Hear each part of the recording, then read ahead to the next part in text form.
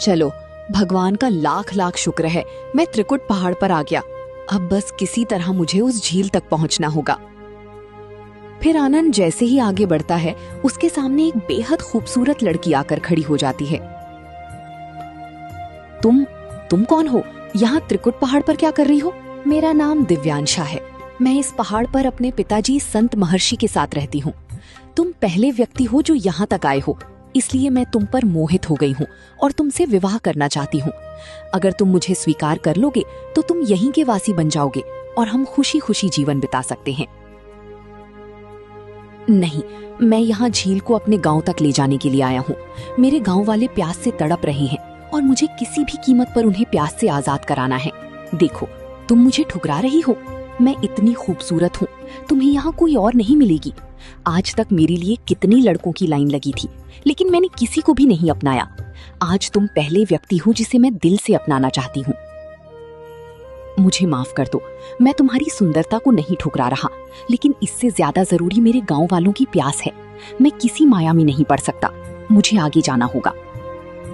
आनंद आगे बढ़ जाता है और दिव्यांशा उसे देखती हुई रहस्यमयी तरीके से मुस्कुराने लगती है। मैं जानती थी कि तुम यही करोगे। तुम बिल्कुल उपयुक्त हो इस झील का पानी ले जाने के लिए। फिर दिव्यांशा हंसती हुई रहस्यमयी तरीके से मुस्कुराने लगती है। थोड़ी ही दूर जाने के बाद अब आनंद एक बहुत बड़ी झील के पास पहुंच जाता है, जहां पानी इतना चंचल होता है कि उसे देखते ही आनंद मोहित हो जाता है। अरे, ये झील तो सचमुच ही अद्भुत है। अब मैं क्या करूं? इसे गांव तक कैसे ले जाऊं? मुझे बहुत प्यास भी लगी है। क्या करूं? पानी पीकर साथ ले जाऊं? मुझे कुछ समझ में नहीं आ रहा। तभी दिव्यांशा झील के बीचों बीच से बाहर आ जाती है। ये क्या? तुम इस झील में कैसे आ गई? मैं इस झील की रक्षिका हूँ। ये झील किसी गलत हाथों में ना जाए, इसलिए मैं तुम्हारी परीक्षा ले रही थी। आज तक जितने भी यहाँ आए वो मेरी सुंदरता में खो गए और अपने मकसद से भटक गए, लेकिन तुमने सिर्फ अपने गांव वालों की प्यास देखी, इसीलिए तुम इस झील तक पहुँच पाए हो। लगता है तुम्हें बहुत प्यास लगी है और तुम पूरे दिन का सफर तय करके आए हो, इसलिए पहले इस झील का पानी पीकर अपनी प्यास बुझा लो। अगर मैं इस झील का पानी पी लूंगा और लालच कर बैठा तो कहीं मेरी सारी मेहनत और ये पानी व्यर्थ ना हो जाए। नहीं, मुझे ऐसा नहीं करना चाहिए। आनंद मन में संघर्ष करता हुआ झील के सामने खड़ा रहता है। नहीं, मैं इस झील का पानी नहीं पी सकता। ये बहुत पवित्र है और पूरे गांव वालों की उम्मीद इससे जुड़ी है। अगर मैं अपनी प्यास बुझा लूंगा और गांव वाले प्यासे रह जाएं, तो ये ठीक नहीं होगा। वैसे भी मैं 3 दिनों से बिना पानी पिए ये सफर कैसे कर रहा हूँ, मुझे खुद समझ में नहीं आ रहा। क्योंकि तुम्हारे अंदर गांव वालों की प्रार्थनाएं और साधु महाराज का आशीर्वाद है, इस वजह से तुम्हें प्यास नहीं लगी। और आनंद, अगर तुम इस झील का पानी पी लेते हो तो ये झील तुम्हारे साथ गांव तक नहीं जाएगी। अगर तुम इसे गांव तक ले जाना चाहते हो तो इसका एक बूंद पानी भी नहीं पी सकते।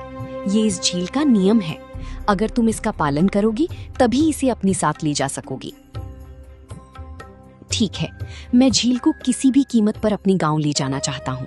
मैं पानी नहीं पीऊंगा, चाहे मुझे कितनी भी तकलीफ क्यों ना हो। सोच लो आनंद, एक प्यासा इंसान 3 दिनों का सफर और करेगा, ये बहुत मुश्किल होगा। कहीं तुम रास्ते में हार ना जाओ। ऊपर वाले का नाम लेकर मैं ये काम जरूर पूरा करूंगा, चाहे मेरी जान ही क्यों ना चली जाए।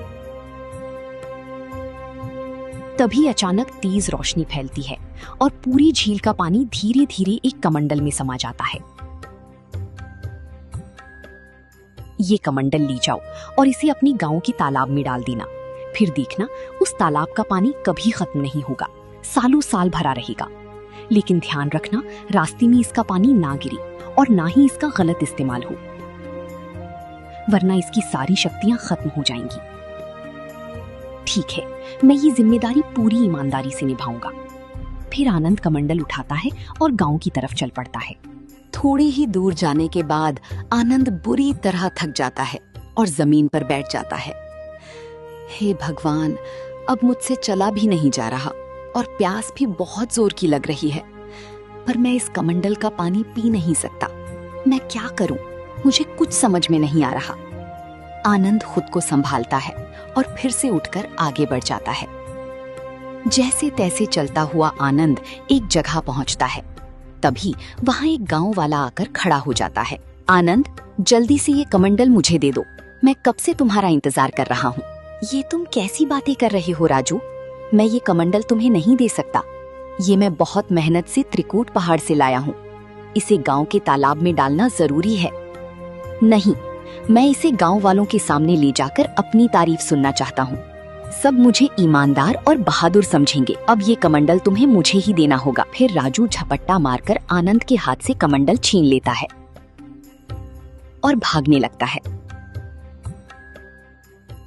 आनंद उसके पीछे पीछे दौड़ता है। तभी उसे चक्कर आ जाता है और वो जमीन पर गिर जाता है। ये पानी कितना दिव्य और चंचल लग रहा है। इसे गांव के गंदे तालाब में डालने की क्या जरूरत है? क्यों ना मैं इसे पी ही लूं? शायद मैं अमर हो जाऊं। सुना है त्रिकुट पहाड़ की नदी में साक्षात गंगा माँ का वास है। फिर राजू जैसे ही पानी पीने लगता है, अचानक तेज रोशनी फैलती है और राजू वहां पत्थर की मूर्ति में बदल जाता है। पीछे से आनंद ये पूरा दृश्य देख लेता है और सन्न रह जाता है। ए भगवान, ये सब क्या ही गया? लालच ने इसे बर्बाद कर दिया। आनंद सोच में पड़ जाता है। मैं क्या करूं? इस कमंडल का जल भी जूठा हो गया है। मुझे ये जल तालाब में डालने से पहले साधु महाराज से मिलना होगा। फिर आनंद थोड़ी देर चलते चलते कुटिया में पहुंच जाता है। आओ पुत्र आओ, आखिर तुमने कर ही दिखाया। तुम त्रिकुट पहाड़ से जादुई झील का जल ले ही आए। वाह, तुम वाकई में बहुत महान हो। हाँ साधु महाराज, मैं झील का जल तो ले आया, लेकिन उस राजू ने इसे जूठा कर दिया है। अब वो पत्थर की मूर्ति बन गया है। मैं क्या करूं? उसने लालच में तुम्हारे पास से जल छीनने की कोशिश की, लेकिन तुमने लालच नहीं किया, इसलिए इसकी शक्ति अभी भी बरकरार है। इस जल को ले जाकर अपने गांव की तालाब में डाल दो। फिर देखना, जादुई झील का जादू पूरे गांव की प्यास को खत्म कर देगा। ठीक है साधु महाराज, आप जैसा कहेंगे मैं वैसा ही करूंगा। फिर आनंद वहां से निकल पड़ता है और गांव के तालाब में पहुंच जाता है। बस अब कुछ ही देर में ये तालाब भर जाएगा। आनंद कमंडल का जल तालाब में डालता है। तभी तेज रोशनी फैलती है और पानी धीरे धीरे बढ़ने लगता है। अचानक पूरा तालाब भर जाता है और पानी से लबालब हो जाता है। सभी गांव वाले खुशी से चिल्लाते हुए वहां आ जाते हैं। अरे बेटा, तुमने तो कमाल कर दिखाया। वो रहस्यमयी झील का जल तुम हमारे गांव में ले आए। देखो हमारा तालाब, जहां एक बूंद पानी नहीं था, आज कितना भर गया है। तुम तो हमारे गांव की हीरो हो, हीरो। सच में आनंद, हम लोग मान गए।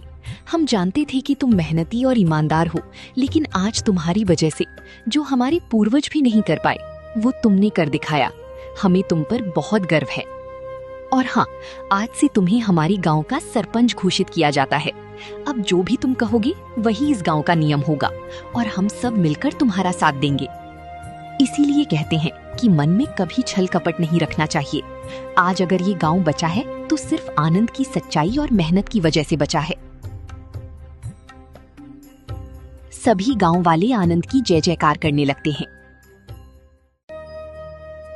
उसके बाद आनंद अपनी माँ के साथ खुशी खुशी रहने लगता है।